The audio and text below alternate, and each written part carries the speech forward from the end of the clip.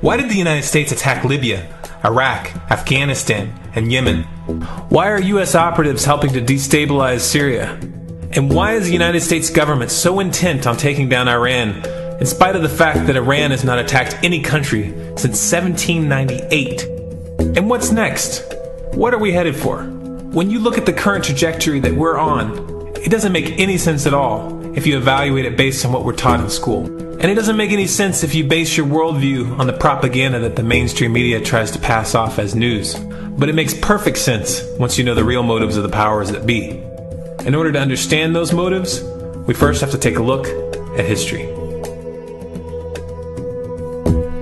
In 1945, the Bretton Woods Agreement established the dollar as the world reserve currency, which meant that international commodities were priced in dollars. The agreement, which gave the United States a distinct financial advantage, was made under the condition that those dollars would remain redeemable for gold at a consistent rate of $35 per ounce. The United States promised not to print very much money, but this was on the honor system, because the Federal Reserve refused to allow any audits or supervision of its printing presses. In the years leading up to 1970, expenditures in the Vietnam War made it clear to many countries that the U.S. was printing far more money than it had in gold. And in response, they began to ask for their gold back. This, of course, set off a rapid decline in the value of the dollar. The situation climaxed in 1971 when France attempted to withdraw its gold and Nixon refused. On August 15th, he made the following announcement. I have directed the Secretary of the Treasury to take the action necessary to defend the dollar against the speculators. I have directed Secretary Connally to suspend temporarily the convertibility of the dollar into gold or other reserve assets, except in amounts and conditions determined to be in the interest of monetary stability and in the best interest of the United States. This was obviously not a temporary suspension, as he claimed, but rather a permanent default. And for the rest of the world who had entrusted the United States with their gold, it was outright theft. In 1973, President Nixon asked King Faisal of Saudi Arabia to accept only U.S. dollars as payment for oil and to invest any excess profits in U.S. Treasury bonds, notes, and bills. In return, Nixon offered military protection for Saudi oil fields. The same offer was extended to each of the world's key oil-producing countries, and by 1975, every member of OPEC had agreed to only sell their oil in U.S. dollars. The act of moving the dollar off of gold and tying it to foreign oil instantly forced every oil-importing country in the world to start maintaining a constant supply of Federal Reserve paper. And in order to get that paper, they would have to send real physical goods to America. This was the birth of the petrodollar. Paper went out, everything America needed came in, and the United States got very, very rich as a result. It was the largest financial con in recorded history.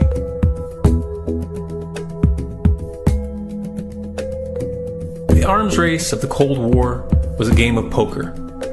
Military expenditures were the chips, and the U.S. had an endless supply of chips. With the petrodollar under its belt, it was able to raise the stakes higher and higher, outspending every other country on the planet, until eventually U.S. military expenditures surpassed that of all other nations in the world combined. The Soviet Union never had a chance. The collapse of the communist bloc in 1991 removed the last counterbalance to American military might. The United States was now an undisputed superpower with no rival.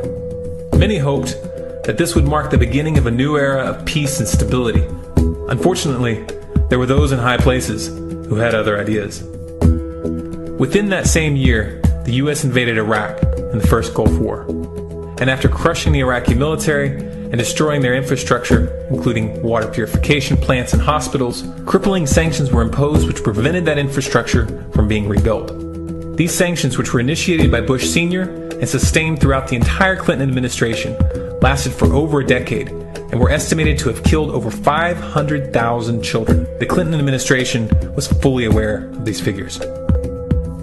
We have heard that 500,000 children have died. I mean, that's more children than died in Hiroshima. And you know, is the price worth it?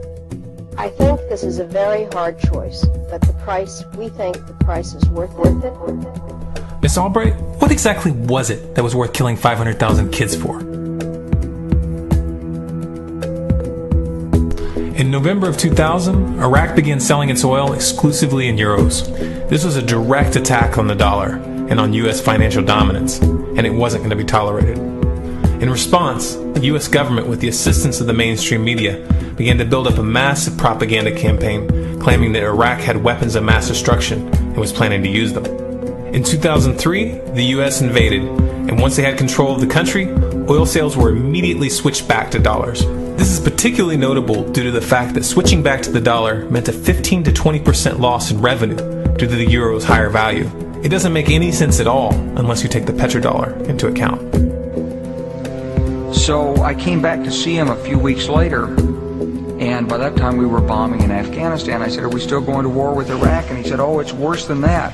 He said, he reached over on his desk, he picked up a piece of paper, he said, I just got this down from upstairs, meaning the Secretary of Defense's office today, and he said, "This is a memo that describes how we're going to take out 7 countries in 5 years, starting with Iraq, and then Syria, Lebanon, Libya, Somalia, Sudan, and finishing off Iran. Let's take a look at the events of the past decade and see if you see a pattern.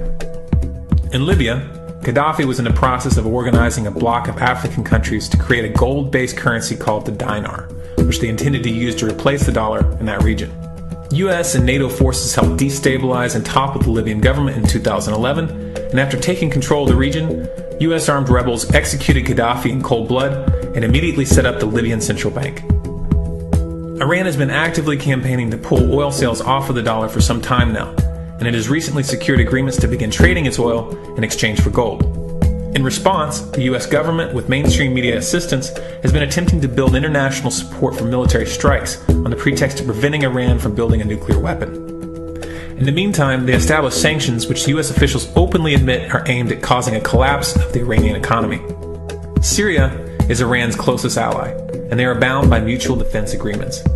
The country is currently in the process of being destabilized with covert assistance from NATO, and though Russia and China have warned the United States not to get involved, the White House has made statements within the past month indicating that they are considering military intervention. It should be clear that military intervention in Syria and Iran isn't being considered. It's a foregone conclusion, just as it was in Iraq and Libya. The U.S. is actively working to create the context which gives them the diplomatic cover to do what they already have planned. The motive for these invasions and covert actions becomes clear when we look at them in their full context and connect the dots. Those who control the United States understand that even if a few countries begin to sell their oil in another currency, it will set off a chain reaction and the dollar will collapse. They understand that there is absolutely nothing else holding up the value of the dollar at this point, and so does the rest of the world. But rather than accepting the fact that the dollar is nearing the end of its lifespan, the powers that be have made a calculated gambit. They have decided to use the brute force of the US military to crush each and every resistant state in the Middle East and Africa. That in itself would be bad enough, but what you need to understand is that this is not going to end with Iran. China and Russia have stated publicly and on no uncertain terms that they will not tolerate an attack on Iran or Syria. Iran is one of their key allies, one of the last independent oil producers in the region, and they understand that if Iran falls, then they will have no way to escape the dollar without going to war. And yet the United States is pushing forward in spite of the warnings. What we are witnessing here is a trajectory that leads straight to the unthinkable. It's a trajectory that was mapped out years ago in full awareness of the human consequences. But who was it that put us on this course? What kind of psychopath is willing to intentionally set off a global conflict that will lead to millions of deaths just to protect the value of a paper currency? It obviously isn't the president. The decision to invade Libya, Syria, and Iran was made long before Obama had risen to the national spotlight. And yet, he's carrying out his duty just like the puppets that preceded him. So who is it that pulls the strings? Often the best answer to questions like this are found by asking another question. Qui bono? Who benefits?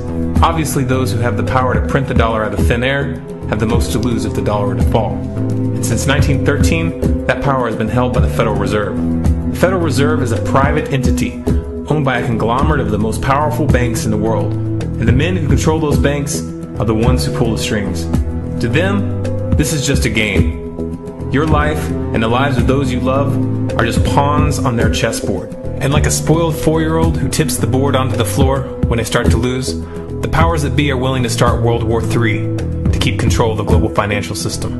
Remember that when these wars extend and accelerate. Remember that when your son or your neighbor's son comes back home in a flag-draped coffin. Remember that when they point the finger at the new boogeyman, because the madmen who are running this show will take this as far as you allow them to.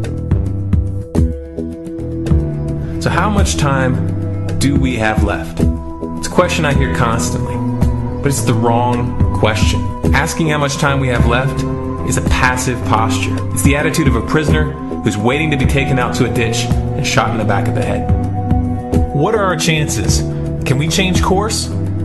Also the wrong question. The odds don't matter anymore. If you understand what we're facing, then you have a moral responsibility to do everything in your power to alter the course that we're on, regardless of the odds. It's only when you stop basing your involvement on the chances of success that success actually becomes possible. To strip the ill-begotten power from the financial elites and to bring these criminal cartels to justice will require nothing less than a revolution. The government is not going to save us. The government is completely infiltrated and corrupt to the core. Looking to them for a solution at this point is utterly naive. There are 3 stages of revolution, and they are sequential. Stage 1 is already underway. Stage 1 is the ideological resistance. In this stage, we have to actively work to wake up as many people as possible about what is happening and the direction we're headed. All revolutions originate from a shift in the mindset of the population, and no other meaningful resistance is possible without it. Success in this stage of the game can be measured by the contagion of ideas. When an idea reaches critical mass, it begins to spread on its own and seeps into all levels of society. In order to achieve that contagion, we need more people in this fight. We need more people speaking out, making videos, writing articles, getting this information onto the national and international stage. And we especially need to reach the police and the military.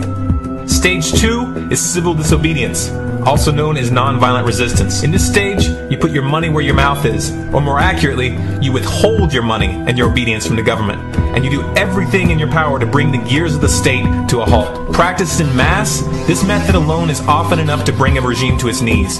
However, if you fail at this stage, Stage 3 is inevitable. Stage 3 is direct physical resistance. Direct physical resistance is the last resort, and it should be avoided and delayed as long as possible. And it should only be invoked after all other options have been thoroughly exhausted. There are those who talk tough and claim that they will resist when the time comes. But what those people fail to realize is that if you are inactive during the first 2 stages and save your efforts for the last resistance, then you will fail. When the Nazis were moving door to door, dragging people out of their homes in Germany, that was the time to fight back physically. But due to the lack of ideological resistance and civil disobedience leading up to that moment, even an armed uprising would have likely failed at that point. An armed uprising can only succeed if the people have established an attitude of active resistance.